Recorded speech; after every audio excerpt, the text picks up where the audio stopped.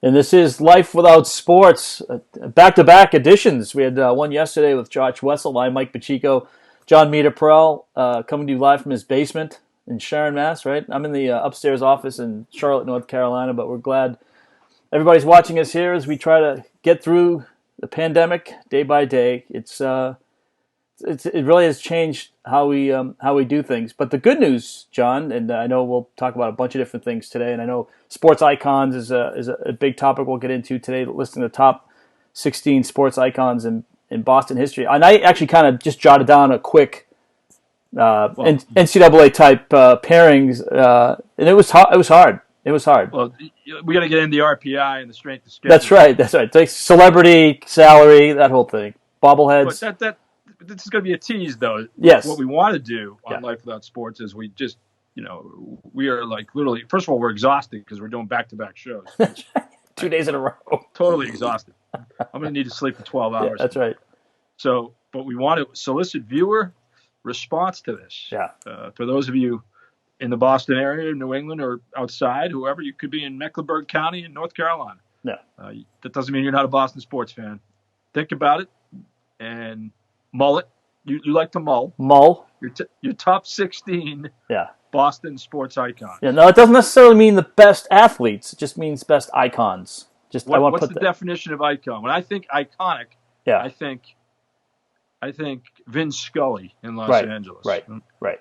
I think Magic Johnson. Right. I think in Boston, I think Larry Bird. Yeah. And I think Tom Brady. Yeah, exactly. I would say it's the combination of celebrity, ability, just something that separates you from everybody else. And so we'll get into that. And but one of those guys that we will be talking about made a big splash yesterday on the Howard Stern show. Tom Brady, a 2-hour talk fest, which was, I know I listened to probably 75% of it. I don't think I got all of it. I got most of it. I know you listened to a big piece of it. It was amazing. Not amazing because it's Howard Stern. And Howard Stern, I think, John, I've taught broadcasting classes, sports broadcasting classes, and I've told people, listen to Howard Stern do interviews. I think he's become the best interviewer that we have. And some of it's because he's just no holds barred. Like he'll just say things that maybe you're thinking and don't have the guts to say, or it's just so out there, and he's funny. I mean, it's the whole combination of, Yeah, it's a combination. It's years of experience. It's also, he does his research. He does. I'm sure he has a staff that helps him, but he definitely does his homework, even though he's not, he admits it. He's not a sports guy. Probably doesn't watch much football. Didn't know the coach of the Tampa Bay Buccaneers. Yeah. He knew what the coach of the Tampa Bay Buccaneers likes to do, and that's throw the ball. But that also spoke to his prep because at one point he said, what was it? Why'd you go? Was it like, the Godwin guy? Was it Evans? It was like, I mean, obviously he'd been prepped. Right. Papa Booey plays fantasy football. Yeah, right. That didn't go as high up to Bruce Arians, but. No. That's if you're a Howard Stern fan, he doesn't give a shit about sports. Right. But he does give a shit about people that, make an impact, and people who are celebrities and have a story to tell. Yeah. No doubt about it. The thing about Brady, Mike, is being around him for a little bit in Boston, not every day, obviously, but at least being involved with the interview on Dennis Callahan.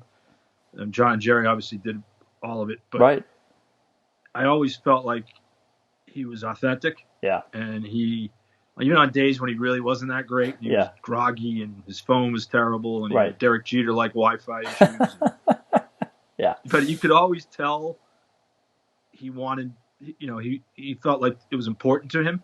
Right. And it wasn't just another interview. Right.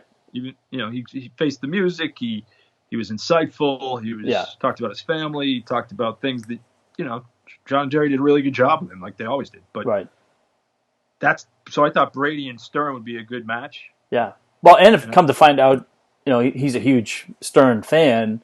So, and I think that is also a big piece of this recipe, because I know a lot of people in comment sections were, ripping the Boston media, saying, how come the reporters in Boston weren't able to get, that comfortability with him? And it's a different, a press conference setting is completely different.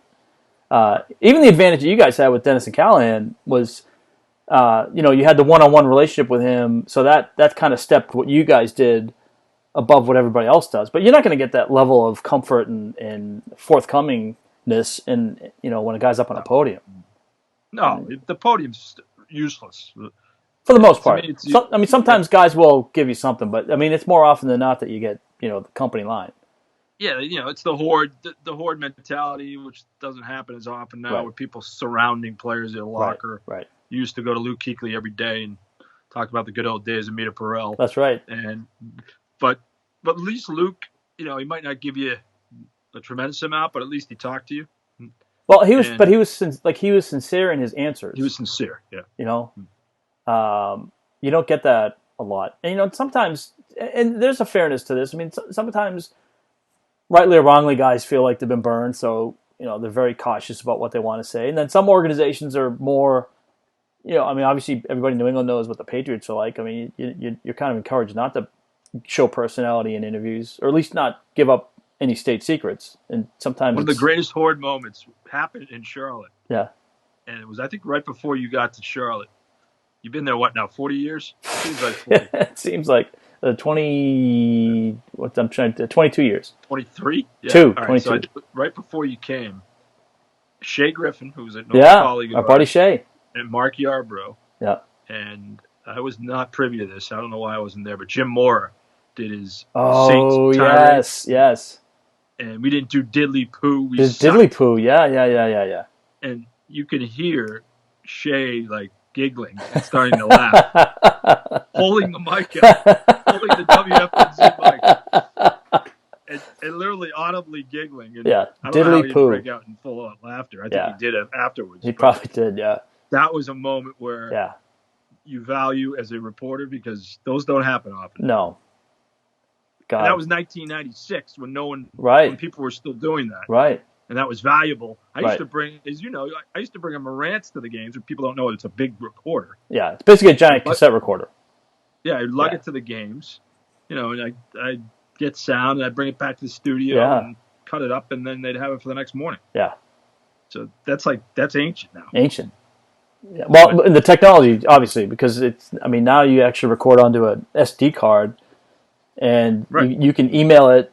You in theory could record all that stuff, edit it on your computer and get it out immediately, or you could email it back to someone else and have it done, and it's almost as fast. Exactly. Whereas before you had to drive, We're thankful for technology, Mike. Hey, you and I remember the days of the old Otari reel-to-reel machines with the big, looked like small pizzas. That was just magnetic tape, and you'd have to splice it, and you'd cut it, and you'd have painful. Yeah, it was painful. Yeah, it wasn't good if you had the shakes. No, because you have to line up the tape to where you splice it. We had a class like that at college, at Ithaca College, to learn how to splice. Learn how to splice tape. Learn how to splice tape. But those horde moments are, it's always I would always laugh at the Super Bowl. We'd go a few times and be like, once in a while you get a Steve Smith who says, "You think I'm a punk to me?" Yeah. And that's once classic. in a while you'll get something worthwhile. But the Super Bowl has become it's a giant freak show. Like Media Day is just forget about it. It's for the TMZs. It's for the kind of the fringe, more entertainment type people. You can still get some sports stuff, but it's not like it was. Even 20 years ago, like the first couple Super Bowls I went, Media Day was kind of becoming a freak show, but nothing like it is now. It's entertaining, but it's not.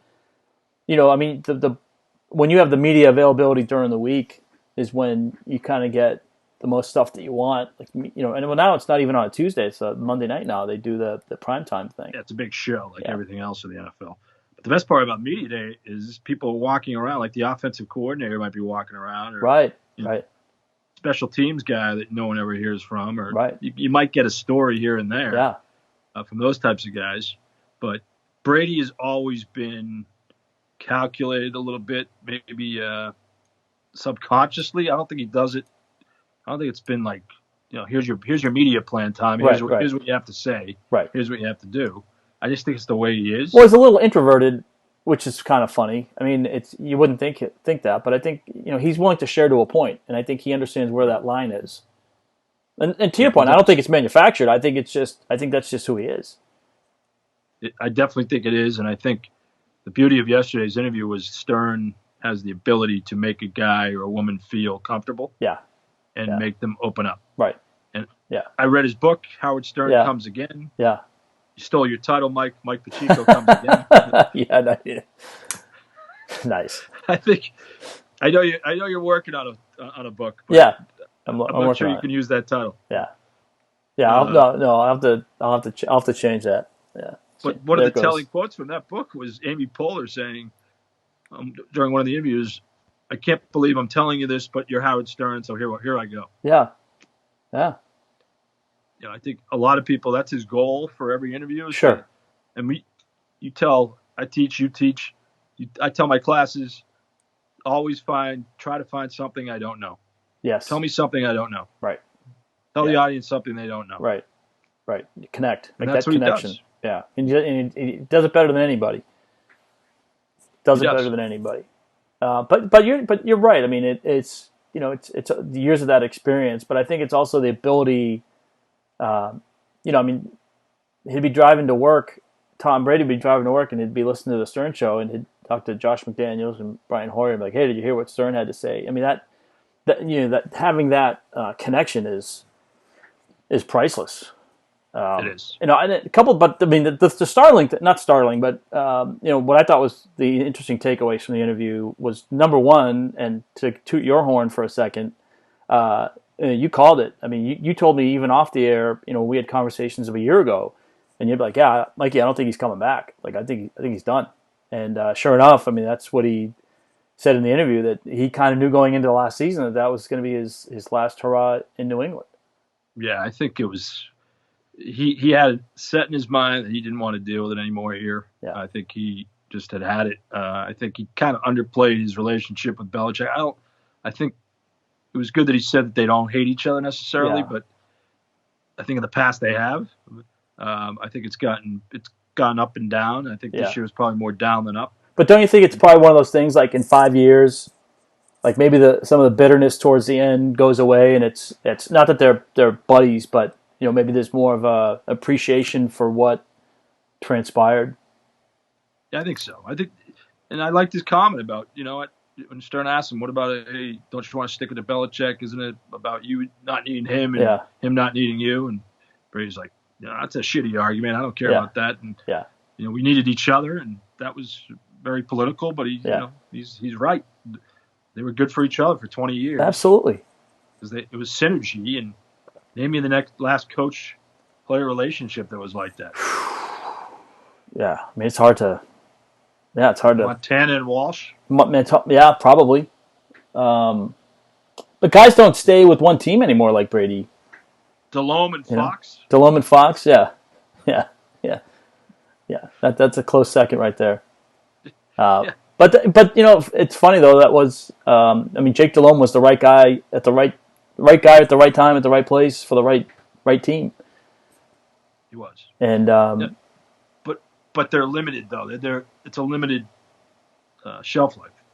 No, absolutely. Well, I mean, the NFL. I mean, the fact that Brady at 43 is still playing is remarkable. When you look at the average length of a career in the NFL is 4 seasons at best. At best, yeah. And the fact that he has been able to survive. I mean, he had what was it, 2008 or what? No, it wasn't 2000. What year was it when he? That was 2008 when Matt Castle. Yeah, it was 2008. Over. Yeah, okay, I was right.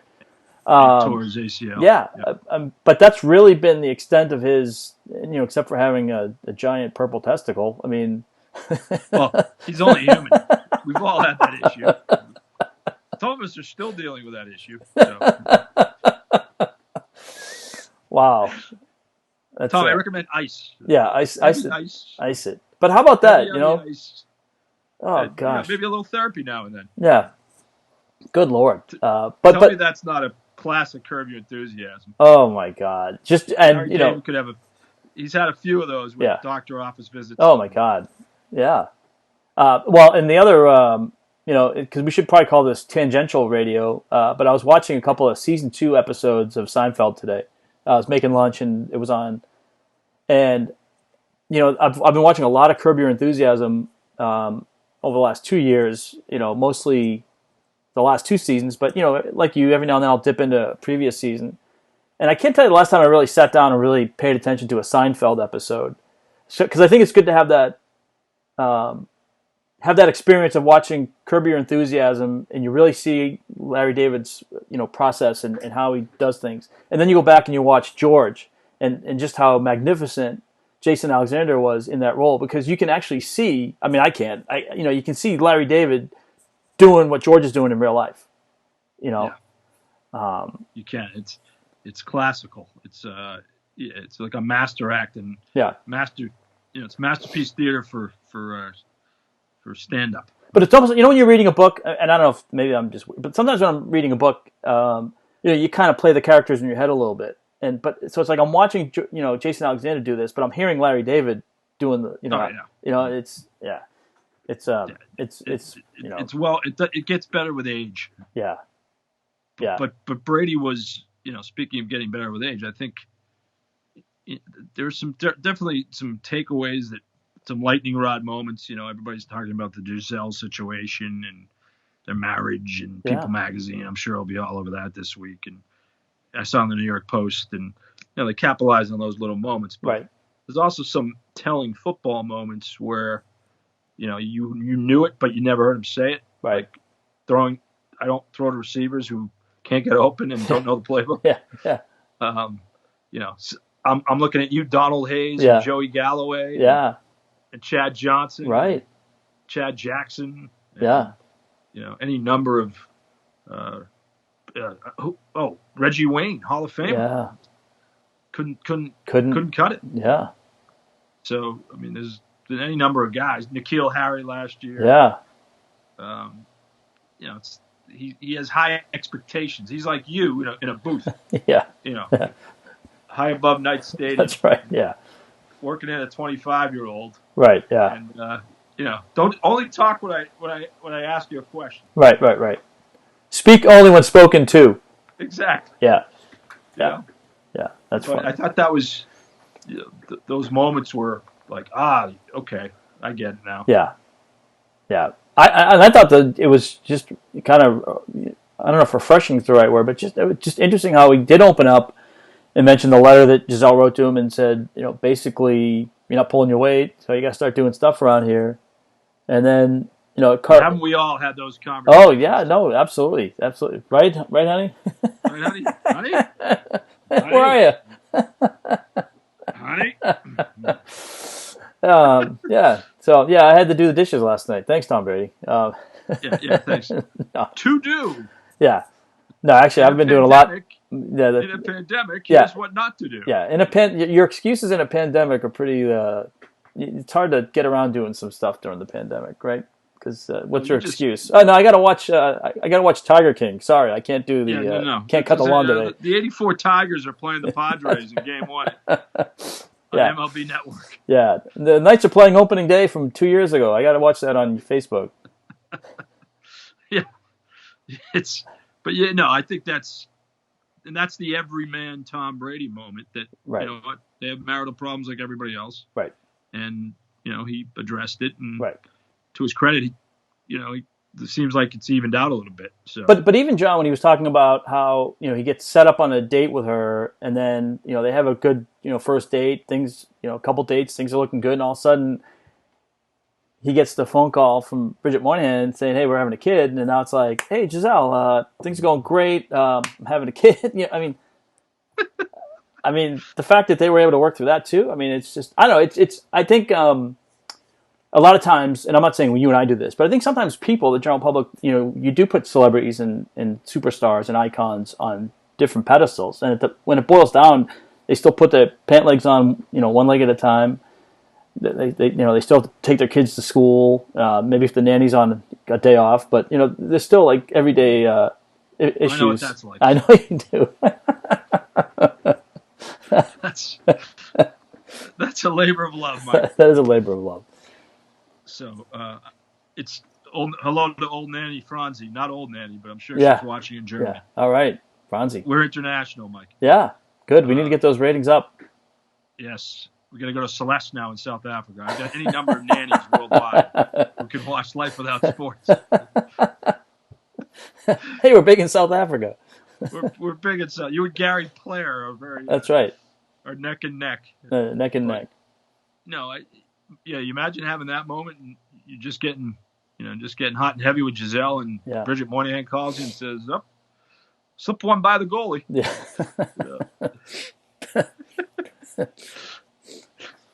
It was like who's in net for the Bruins tonight? Yeah. I guess Mike Moffat. Mike Moffat. Oh, that's what Stern loves those moments. Obviously. Oh yeah, absolutely. Any interviewer would. No, but I mean, like you said, I mean, you hope in any one interview to learn something that no one else knows or something that you've never heard before, and he had like 70 moments like that in that interview. Yeah.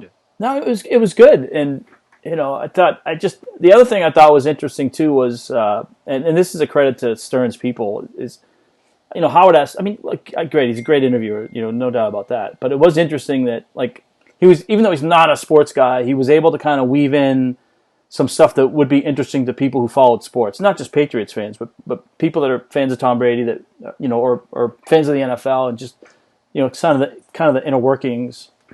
Like when they did the one piece I thought was interesting was how Brady kind of laid out how the NFL works as far as collective bargaining, and because Stern was saying, like, you should be making like $160 million. Like, why are all these other people making money? And Tom's like, well, I'm an employee. It's a team thing.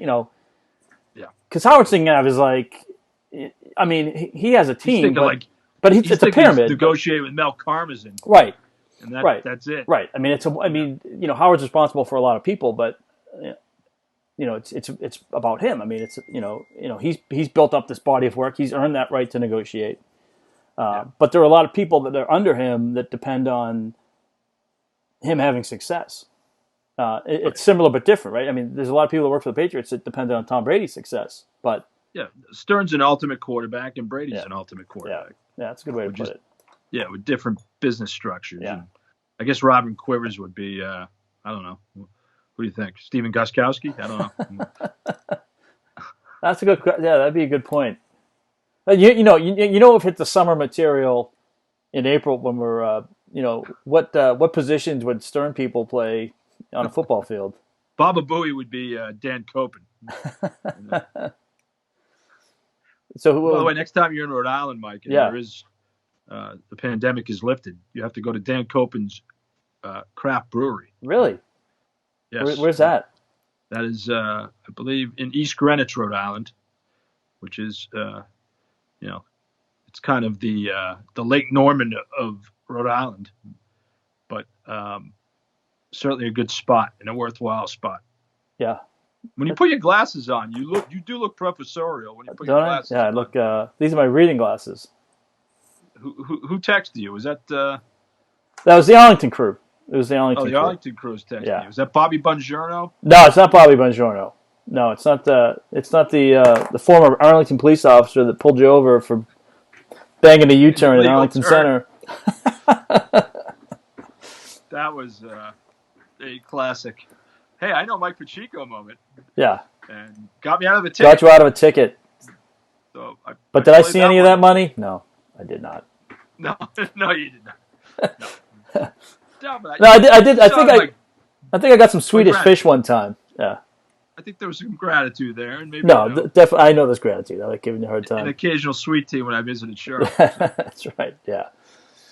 Yeah. But I think overall Brady delivered big time in 2 hours and 19 minutes. Yeah. Despite the technical difficulties and. Yeah. That was the other great takeaway. Jeter's Wi-Fi sucks. Because he's staying at Derek Jeter's house in Tampa. For those that aren't following along with us, but it's going to be interesting. In Brookline, he was a little secluded, right? I mean, it wasn't easy for people to find his house. I mean, if they were, but I mean, this place he's at in Tampa. I mean, you could drive a boat, go right up to his backyard, right up to his pool. Well, I plan on doing that. I know you do. I plan on taking my Boston Whaler out. Yeah. Next time I'm in. Yeah. Next time I'm in Tampa. Yeah. You and I will be wheeling it out. Yo, what's up? Hey, it's Meter. Remember me? Hopefully we don't have a Gidget moment. Oh God. Like Peter Blute had once upon a time. Oh, jeez. Yeah. Do you remember that? Yeah. Are you referring to the young ladies on the boat? Is that what you're referring to? Yeah. Yes. Yeah. Yeah. Peter Blute, good guy. Yeah. Got to know him when he worked with Tom Finneran. Yeah. Another classic. Yeah. Finneran's the best. Yeah, Tom despite Finneran. the fact is how he calls him, he's a felon. But well, yeah. Doesn't make him a bad guy. Right. Doesn't make him a bad person. Does not make him a bad guy. But no, I think Brady's gonna have a great year in Tampa, barring injury. Yeah. I think everything sets up perfectly for him. I think he's gonna thrive in that atmosphere. He'll be there again 60 days a year. He'll be a part-time resident. He'll go back to New York a lot. He'll get to do what he wants to do. Belichick was not going to give him that freedom necessarily. Right. And Arians will, that's why they call him grab a beer Arians. It's the pride of Virginia Tech. You win or lose the game, and then you go grab a beer. Yeah. What's interesting is what's going to come out of this pandemic, right? I mean, so many people now, I mean, they're still working, and obviously a lot of teams are doing Skype meetings or Zoom meetings and things like that. But I wonder if any point in pro sports does having had this time have any kind of impact. It may not. I mean, they may start up whenever they start up, and it's back to 30-hour days and all that. But you just wonder how healthy that is. I can't imagine being a coach. I mean, we work pretty hard hours and working and prepping, but we're home a lot. Like you and I, when we're doing our prep, sometimes we're home, so it's like you're there. But when you're working all these hours and you're not at home, and you're sleeping at the facility perhaps, and I don't know. I can't imagine not having that time with when you have kids. It's one thing when you're single. Like when we were single, you're working all the time, right? I mean, and you're in the office, or you're staying longer or doing things like that. But when you have a family, it's like at some point, I don't know, you don't want your kids growing up and not know who you are. I mean, and there's a difference between, and I don't mean like not recognize you. Of course, they're going to recognize you, but if you don't have that quality time if you're only spending like an hour a week with your kids, like how are you developing any lengthy relationship with them? I mean, I think football is easier though. Football is, I know it's a full-time job, and they're always it's different during the season, but it's a shorter year. You get 16 weeks, 20 weeks playoffs, and then you're back home. So I think baseball's a definite grind, basketball's a grind, and hockey is too. They're all grinds, but baseball's the worst. Yeah, that's why the divorce rate I think is 75%. Yeah. But it's there's definitely the grind aspect. I think that's another part of why he left New England. It became too much of a grind, and too much of a mental grind, and less of a fun endeavor. As he told Al Michaels, I'm the most miserable 8-0 quarterback in the league last year. So, it sounds like you after game 125 at Knight Stadium. Yeah. I'm the most miserable play-by-play broadcaster in the league. No, I can think of a few who are, though. Not you, Mike. I can think of a few, too. I can name a few. I won't. Not the guy we had on yesterday. No. To protect their anonymity. Wetzel delivered. He delivered the goods. He did. He's a good dude. The albino deer. The albino deer. I'd never heard that before. Going to Ithaca, I heard the urban legend. I didn't think it was legit. Legit, yeah, and there they were. Albino I told deer. you, all I kept thinking about was the albino bandit in Foul Play. Yeah, that's right. Chevy Chase. Chevy Chase, yep. Goldie Hawn.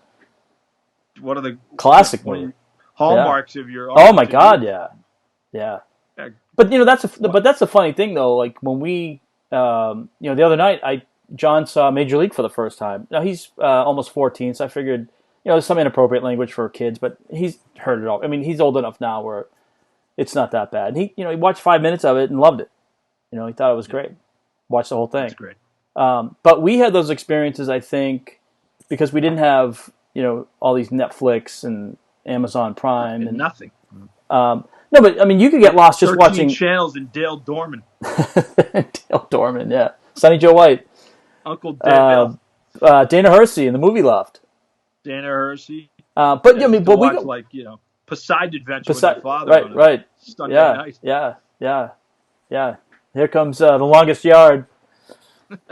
Right. No, but grab some popcorn. Yeah. A Bridge Too Far coming up next. Bridge over the River Kwai. Yes, that was one of the great but ones. we let's go to Hello Dolly. Hello Dolly. Yeah, Barbara Streisand. Yes, it's Babs you used to call her. Babs. Yeah, you know her as Babs. But I do. Yeah. Well, no, but our experience was limited to stuff that had already run. I mean, we were familiar with shows that, like Hogan's Heroes and trying to think of something like Petticoat Junction. I'm thinking things that go far. Even the Lucille Ball show. Like those are things that would be on in the afternoon when we came home. Yeah. And the first run stuff, like as we were getting older in high school, I mean, you'd start to see like MASH reruns and Cheers reruns and stuff like that. But now I don't even think they do that. I mean, I know Friends is on some stations still, Nickelodeon, but it's harder for the kids to connect to TBS. Yeah, TBS. No, TBS. Well, yeah, because I was watching Seinfeld today on TBS, but just how we consume things now is just completely different. I mean, now you can find it. Like Netflix has a bunch of like I saw one of my favorites, and I'm not kidding. Magnum PI. That was on. I think they have it on It's either Netflix or Amazon Prime has that. So. Well, you'll be binge watching that here in the next. Oh, you kidding me? Can we wrap this thing up? I gotta watch season 2 of Magnum. Exactly. I gotta go to the King Kamehameha Club. Here's a little hint. Magnum always solves the crime. Okay. Whoa. Come on, Meat. What are you doing? You're killing me here. I just want to help you along. Yeah. Spoiler alert. Spoiler alert. And you still can't find his house in Hawaii. Oh man. When you go for. And I think it's been torn down too. I think the robin's nest has been torn down. I think somebody bought it and they're putting something else on top of it. So. Oh man. Piece of history. Well, you know what I just downloaded was what Meter's watching on Quibi. Oh. Jeffrey Katzenberg's new venture. Well, what's that? It's called A Dangerous Game with Liam Hemsworth, and Christoph Waltz. Yeah. And the beauty of Quibi is it's just 7 to 8 minute episodes. Oh yeah. Quibi's the one where it's like really short. Yeah. Yeah, really short. For those of us with short attention spans, and everything's less than 10 minutes on Quibi. Yeah. So they're trying to capitalize on that, like especially you're traveling on a train or plane or whatever. Right. They ask you when your birthday is, so they give you they sort it by mature content only. Yeah. John Pacheco won't be getting A Dangerous Game. No. He signed up for Quibi. Right. Ben Meterparel might try to watch A Dangerous Game, but it's but I think the first 2 episodes I watch are intriguing. Yeah, that's pretty interesting, right? I mean, it's a different take, right? So it's kind of playing into our kind of our attention span deficiency. It is, yeah. Well, kind of like you now. You're like, all right, I'm done. I'm just kidding. I'm just kidding. You're like a dog watching TV. Are you still on? What's going on? Who is this? Yeah. Who are you? Have I lost Meterparel yet? But no, it totally is. It's totally capitalized on that. And Verizon tried to do it with this thing called Go 90, and it didn't work. It didn't have the funding that Katzenberg has. Right. So the guy's pretty much a media genius. So are you suggesting media and money have something to go hand in hand? Well, you don't need to be a Merrimack College business student to understand. That's true. So that's true. I think the iconic statement you made earlier about Boston sports and what we're trying to accomplish here with our top 16. Yeah. The beauty of Boston is that there's so much to choose from. Right. And, number 1 might be easy. Number 2 might be easy. Number 5 might be easy. But what about number 9, 10, 11, and 12? And, what's the difference between 8 and 16? Right. Yeah. So, well, that's a good segue. Now, so I just took a stab at just ranking what I thought were like the top 16 icons. And then I put some on the bubble. I like the bubble teams. You like the bubble teams, right? Winthrop's a bubble team. Winthrop is a bubble. Not this year. Winthrop was in the dance this year. Winthrop U, baby. Not Winthrop, Mass, but Winthrop University. Yeah, you always have to clarify that. For the viewers audience. in Lynn. Right. Yeah, I didn't have time to build graphics for this, so I mean, to me, the top 4, and it can be in any order, and you could even maybe put somebody else in here, but I thought it was Tom Brady, Larry Bird, Bobby Orr, and David Ortiz for top 4. Well, that's interesting because you're leaving out the greatest left-handed hitter of all time, if not the greatest hitter of all time. I got him at 6.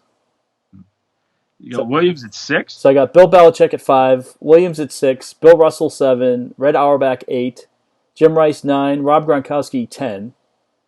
Then we got Paul Pierce at 11, Collier Yastrzemski at 12, Ray Bork at 13, Bob Kraft at 14, Cam Neely at 15, and then I did a combination for 16, only because, again, this is icon. This isn't like best athletes or whatever, but just because of what the marathon means to Boston, and it is iconic.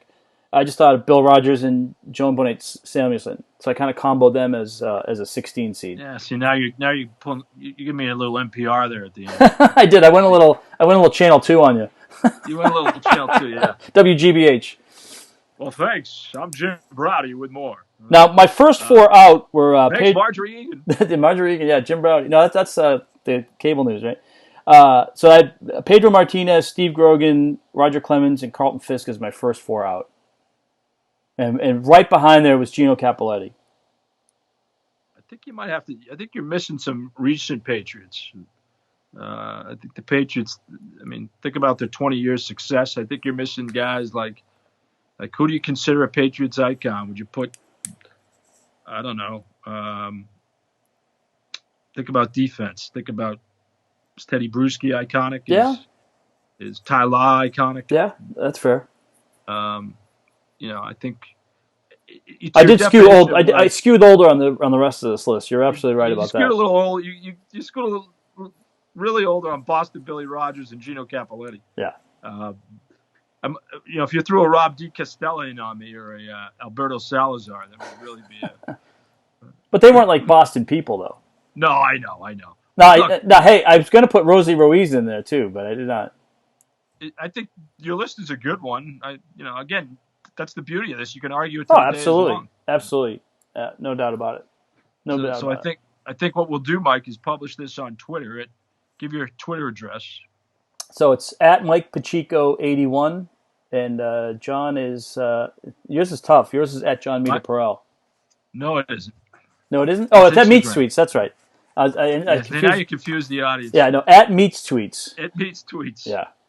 At Meets Tweets and at Mike Pacheco 81. So we want to solicit your top 16, and what we'll do is our next show tomorrow, we will do a 1 versus 16, a 2 versus 15, a 3 versus 14, and we will we'll put that up on Twitter. Now, do we want to do a committee, and do we want to actually put out what we think is the actual 16 and do that? Yes. Yeah. I think we have to have a consensus first. Yeah, let's do that. So we'll do a consensus build here, and then we'll knock everybody out, and then we'll do the NC double Ds like we used to do with Steve Zabin. Yeah. And we'll go. The number 1 seed will be. Let's see. Who was his favorite number 1 seed? At one point, he had Jenna Jameson number 1. Because the porn stars. Yeah. She was in studio. Our friend from our Charlotte days. But I think he's your friend. Oh yes. Well. True. I haven't talked to him in years, but yeah, I'm gonna put. You can't see this. That was a fun tournament, the NC double Ds. Oh, it was funny. Yeah, it was. I mean, very. He is one of the more creative people I've been around. Absolutely, he is. He's got a good creative mind. Steve Zabin. Yes, he does. Yeah, and I stole it. I brought it to Boston for. Did you really? Callahan, so nice. Oh yeah, of course. So that's awesome. Until someone complained about it, and I find that hard to believe that somebody would complain about that in Boston. You're right, exactly, and then everything collapses, even though it was great. But the funny thing is, right, is it? I mean, it was. I thought when that thing came out, I really thought that was going to have more pushback here in the Bible Belt, and it did. I mean, there were some people that, some people called and complained because they were in their car and they had to explain who Jenna Jameson was. But it's interesting that it had a bigger blowback in Boston than it did here in Charlotte. But then again, at that time, F&Z was, it was, people knew about it, but it wasn't it didn't have the status that WFNZ has now, and it didn't have nearly the status that WEEI had in Boston at the time. So, we did it for a couple of years. Yeah. It might have been 4 or 5 years. Yeah. And I think it was funny. It was made for a good 20 minutes of radio. Yeah. and that's kind of what you're looking for. But that's the funny thing. Like, people don't understand that, sports talk radio, you can't just talk sports, and you can't just talk matchups. I mean, if you get into the minutia, you're going to turn people off. And so it's you got to find that balance between interesting topics, relatability. I mean, you have to have some.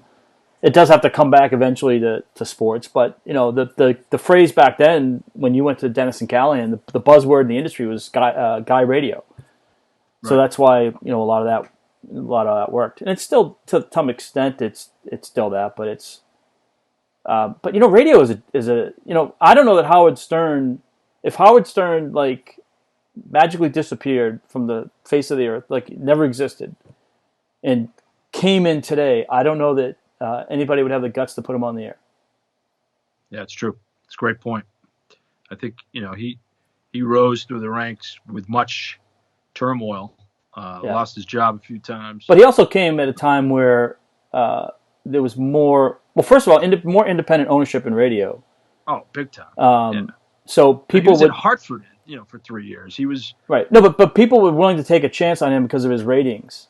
Whereas now it's like, well, Conglomerate A, where if he burned a bridge at Conglomerate A, they're not going to send him to a station in New York City from Hartford. They're going to blackball him, or not blackball him, but I mean, they're just not going to. Word's going to get out, and people just aren't going to hire him. And then he's going to have to go to another conglomerate. And then if he burns a bridge there, who's going to hire him? I mean, the landscape in our business has just completely changed. The bridges get burned quickly. It's totally changed, and unfortunately, last week there was a lot of changes. So, some more. I mean, that was economic, and this is more conflict than more bloodletting economic. Yeah, but it's still right. But I mean, you can make the argument, not to get too deep into the weeds, but you can make the argument that telecommunications bill that allowed corporations or companies to own more than one, more than two stations in a market, and then cross ownership and things like that. I mean, I think it's been good for stockholders and shareholders. Have you cashed in on American radio stock yet? I didn't. I never got in on American stock. I wasn't making enough money to get American stock back then. You and Dave Perlman, I've heard, had equal shares. Yeah, I wish I got paid in stock at this point. Well, then that split, right? Because then it went to American Tower. American Tower split off, I think, when they sold to CBS Radio back in the day. Yes, it was quite a dynamic business deal. But it's one thing about you and me, Mike. Good thing we have Entercom at 85 cents. So. This might not be a bad time to pick some up. Good time to buy high, buy low, Mike. Yeah. If you bought enough shares, could you get your own show? Exactly. Maybe. I'm thinking for those that are more well-heeled than me, but. Well, you know what? I was watching your good friends, the Andelman brothers, the other day. Oh, yeah. These guys credit. Phantom Gourmet, and God knows they've had a tremendous amount of success with that show. Right. But they are savvy in that even during the pandemic, where a lot of people aren't doing much programming, they went, they ended up recording a show at their drive-in in Mendon. Right. Which is a good take for a family, and they've done well with that. Yeah. But a pandemic show, where do I go buy food? Who do I support? Right. Where Absolutely. Do I, do a show on, best takeout pizza, best takeout Chinese food, best takeout anything. And, those guys are savvy. I mean, they're like those types of shows. I give a lot of credit to those people that produce them on a weekly basis. Yeah. And, I know, like Scott and Pat Whitley, they're still doing the restaurant creative show. ideas. Yeah. Their show. Scott Whitley, one of your favorites. Yeah. Yeah, I've known Scott for a long time. Yeah, I know Scott. I actually, you know what? Well, and I got me. You've probably heard this story, but I mean, my internship out of Merrimack College, my senior year, was with Pat Whitley. Yes, I have heard that. And his son Todd Whitley used to tear it up for Andover High School on the gridiron. That's right. Yeah. Yes. Pat Whitley is. You ran through the mill of Boston broadcasting legends. You know what? And Pat was. I mean, he was great. He was really fun to be around. Like I liked working with him a lot. He was. He was a good guy. Yeah, he was very kind to me. I mean, I was a 21-year-old kid, and I have a lot of respect for him. I don't necessarily agree with a lot of his takes on things, but I do. I think he's a good human being. He is. Good family man, and he and Marjorie Clapperud. That was a good show in the early days of WHDH radio. Yep. But you go from them to Larry Glick to Listo Fisher to Joe Castiglione. Joe Castiglione, yeah. Legends like Ted Sarandis. So Ted Sarandis, yeah. I worked with Sean McDonough too. Some call him Scott. Well, I know a Scott McDonald. I don't know why McDonald and McDonough got confused there, but yes, you worked with Sean McDonough. Sean McDonough, yeah. And yes, you've you seen it all, Mike. You and Pete Cronin. Well, that's I know you're working on that first chapter. Yeah. Oh my God. I wish everybody had a chance to spend one season traveling with Pete Cronin. It's more fun than most people should be allowed to have. He slowed down, in his twilight years. No, but just even the stories he tells, and the experiences that he's had. Like he's had his NFL career was pretty interesting. He came around at a very interesting time in Redskins history. Well, here's a good tease because I guarantee you tomorrow on the show, if we work hard enough, we can get Pete Cronin. We might be able to do that. We have to go early tomorrow. We have to go early tomorrow. Early tomorrow, yeah. You just derailed my schedule. I got a 2:00 tea time. Oh my God! Holy cow! Total derailment. I have not left the house in like 3 days, so I'm getting ready to go. Are they letting you play golf in Charlotte? Yes, golf is it's considered an essential enterprise. Yeah. That's. But think about it, right? No, but think about it, right? So you got, you can't share a golf cart, right? So, and as long as you don't like congregate on the tee box or on the green, you theoretically can play a round of golf with 3 other people and not ever come in contact with them. Yeah, no, that's absolutely. Why not? I mean, plus the way you play, I mean, every ball's in the woods anyway, so they're gonna be way far away. Well, that's how I first explained it to Sam. I said, "Don't worry, I'll be in the woods. I'll be fine. Everybody else will be on the fairway. I'll be up on the fringe." No, actually, same problem. I did play 2 weeks ago, and I broke 100, which for me is good. Well done, Mike. Yeah, a legitimate 98. There you go. And I almost choked it away, but it. Long way from our Pinehurst days. Yes, I miss those days. Yeah, so do I. Yeah. Playing at Pinehurst number 7. Well, they don't do that anymore. So what John's talking about is we used to play in the Skeeter Barnes golf tournament at the ACC, basically their media day for football. Football media days, yeah. Yeah, and so they would have a captain's choice, and they'd pair you up with, because I don't think we ever played together, but we always came. I had a really good round once with Gene Wojciechowski, who's now with ESPN. Yeah. And I played with David Pollock before he was like a superstar. Before he was David Pollock, I remember that. Yeah, he was great. Yeah, no, that was fun. You always hope for that good foursome. Yeah. Some years. Sometimes. I don't know about that. Yeah. Big for a long day. Let's just put it that way. No, but we played Pinehurst number 4, I think. I don't think we played 2, but 2 kind of butts up with 4, or maybe it was 7. But then there was one that we got bussed to that was it was still one of the Pinehurst courses, but it was like number 8, I think. I'll tell you what was spectacular. It was Reynolds Plantation. Yeah, Reynolds Plantation was nice. In Georgia. Yeah. Outside Atlanta. That place was superb. Yeah, that was good. We had a good time there. That's where Jeff Jagodzinski almost... let's just put it this way: torpedoed his career before it even began. Wow. Yeah, that was interesting. You and Steve Conroy. Your Steve Conroy, yeah, that's right. Boston Herald. I was calling you Miller and him Light. Yeah. I thought it was taste great and less filling, but never mind. You guys were. Where's Conroy and Pacheco? Over there at the corner of the bar. They're knee deep. Hey, well, you can take the kid out of Arlington, right? Yeah, he's from West Roxbury. So yeah. You had a running partner. Yeah, that's right. But I've never seen Chris Cameron from the old BCSID go. It looked like he was trying to figure out one of Trump's press conferences after dealing with Jagodzinski. Yeah, that was a good one. That'll go in your book. That was a good one. That'll go in your book. It will. That's behind the scenes. Behind the scenes. But, Mikey, always a pleasure. We've covered it all today. Yeah, good stuff, Meat. We will get back together. tomorrow will be posted. You'll have this posted by. This should be up. Well, yeah, this will be up before you know it. All right, this will be up, and we'll have our iconic top 16 segment is locked in, and he's Mike Pacheco, and some call me Meek, some call me John, some just call me an asshole. But until then, everybody, stay healthy, and thanks for watching Life Without Sports. See you, everyone.